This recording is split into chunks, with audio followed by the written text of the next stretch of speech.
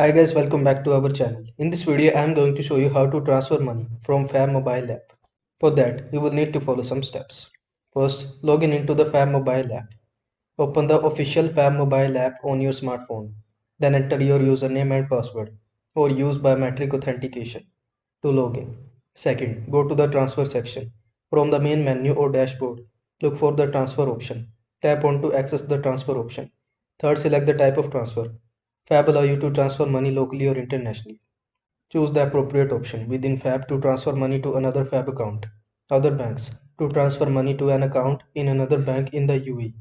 International transfer to send money abroad to an account in a different country. Fourth, enter recipient details.